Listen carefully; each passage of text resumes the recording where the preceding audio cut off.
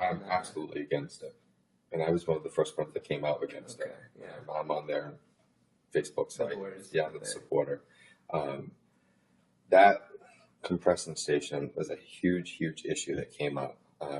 And I was glad to report when they said they're not going forward at this time, but everybody needs to keep their interest. One of the biggest things that people don't do is get involved. For God's sake, please get involved with the issue and stick with it and don't let it go. Because if you don't, then you don't see that community participation. Yes, the mayor carries his weight. Yeah. However, it's important for the community to get behind him and say, listen, this impacts or has the potential to impact our neighborhood, our area. There was a lot of false information at the beginning. Does it have the potential to be extremely dangerous? Yes. Was it as harmful as some people said? No. So there were a lot of different types of things that were out there.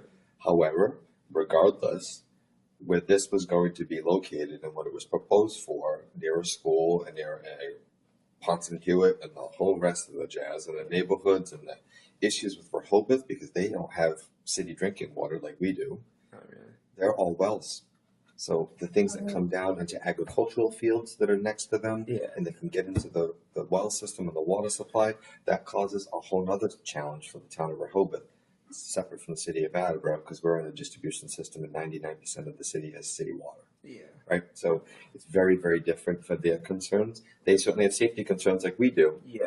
But, but people don't realize if there's a major issue that happens at a compression station like that, we don't have the resources to respond. Yeah. We don't have our special decontamination units and people that can handle an actual gas pipeline. Yeah. No fire department's going to be able to handle that. Yeah, no. There's a special team that comes down from Algonquin to deal with something like that.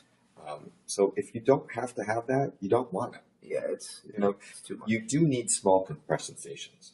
We have one, for example, right outside the Elks. A lot of people don't even realize it's there. Yeah. There are small things because you've got to push it along the way. Yeah. This was a very large compression station. This wasn't the little one that's outside the Elks. Yeah. This was going to be something that was much more large on a much larger scale. Yeah. And so I think that the people coming together to push for that in conjunction with the city was a huge, huge push in the right direction. And I don't see it coming back anytime soon.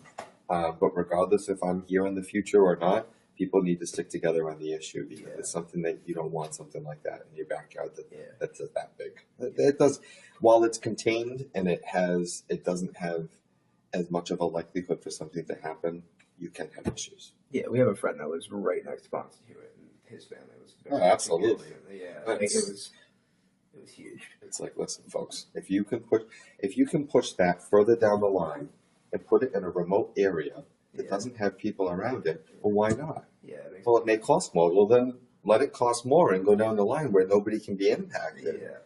That it's not in the middle of the woods, but it's another municipality further down the line that it wouldn't provide a direct impact to health or safety or security of residents and kids. So it's like, listen, there's a bigger thing. When we look to do projects, if we're looking where we're going to impact people, we want to be able to do the least impact possible. Yeah. Not in a city area that's going to impact thousands of people. Yeah, it's it doesn't.